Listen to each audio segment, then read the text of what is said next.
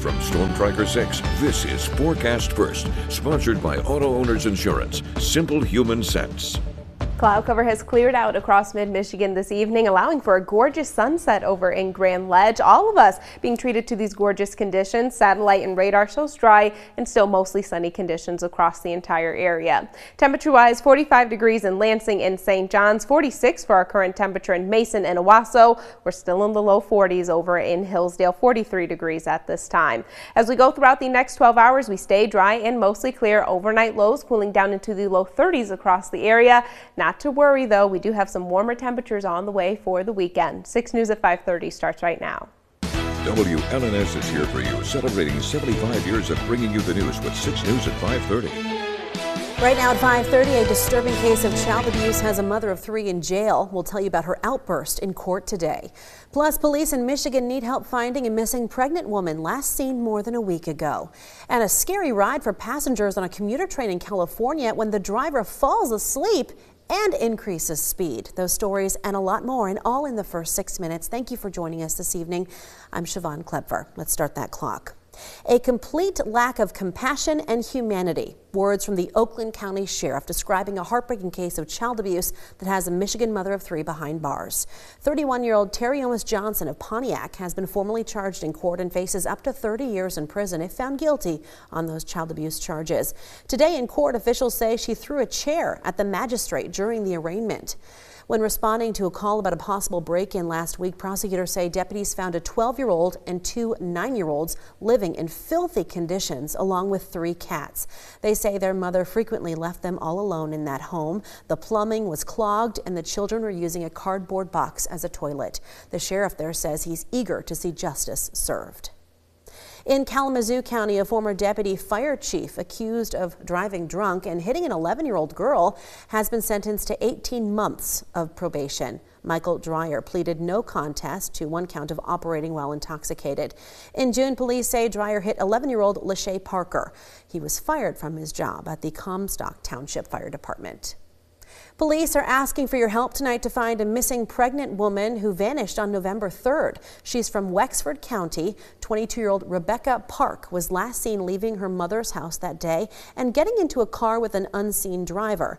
Parks' mom told investigators she never saw that car before. The Wexford County Sheriff's Office says Parks' cell phone was found near her mother's house on a 2-track path, and they are now asking anyone with information to call police. The identity of a woman whose body washed ashore in Berrien County almost 40 years ago is Dorothy Glanton of Chicago. Michigan State Police made that announcement today, saying advancements in DNA analysis made the identification possible. The 71-year-old was reported missing from her home in 1987. In 1988, her body was found along the Lake Michigan shoreline near New Buffalo. We submitted all of our bulk reports. Everything we had, the old autopsy report, everything to WMed, and the chief medical examiner looked at everything and he said, yep, I'm going to amend the death certificate, and this is who she is, Dorothy Glanton. According to the MSP, the cause of death is drowning and no foul play is suspected. Well, take a look at this. A woman is safe and recovering tonight in California after being rescued when her car went over the side of a mountain cliff, falling more than 200 feet to the ground. It happened yesterday. The woman was injured but still able to call 911, and it took rescue crews about an hour and a half to use a rope system to bring her to safety. And happening now in West Virginia, rescue crews are still trying to find a trapped coal miner after 5 days of searching. A mining crew hit a pocket of water on Saturday, which flooded the mine. Officials say an abandoned mine next to the current one had a weak wall, which gave way when the water rushed in. This afternoon, machines were pumping water out of the mine at a rate of 6,000 gallons per minute, and dive teams are also on site. Well, check this out. This evening, police are trying to identify the 9 people seen getting out of this car before stealing items from a commercial building. It happened last month. The video shows the suspects getting out from both sides of the Hyundai Sonata, as well as the trunk. They were all wearing masks and broke into the building through a window. And newly released video in San Francisco shows the moment in September when a train driver apparently fell asleep at the controls while the commuter train was moving and carrying passengers. At the same time, the train increased in speed to 50 miles per hour before the driver was jostled awake. Passengers in the two cars were thrown around when the driver stopped the train. An investigation found it happened because of operator fatigue, and that person has been put on non-driving status. We're looking at global news now. All 20 people aboard a Turkish military cargo plane died when it crashed Tuesday in the nation of Georgia. The plane had left Azerbaijan and was on its way to Turkey when it crashed. Officials say they lost contact with the plane shortly after it entered Georgian airspace and that the plane did not send out a distress signal. Investigators are now looking through the plane's flight recorder, hoping to learn why it crashed. As the COP30 climate summit continues this week in Brazil, dozens of indigenous protesters pushed their way into the main venue. The demonstrators say they want their lands freed from agribusiness, oil development, and illegal mining and loggers.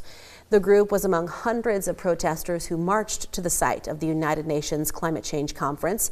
Security guards forced the group back, and the protesters dispersed shortly after.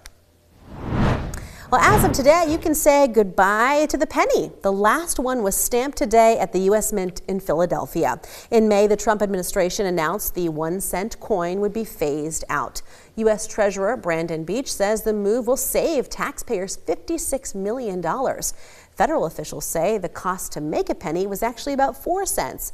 And while no more are being made, pennies are still legal tender.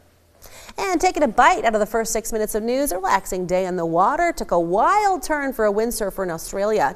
If you look closely in the middle of your screen, you will see the surfer knocked off his board and pulled underwater by a shark.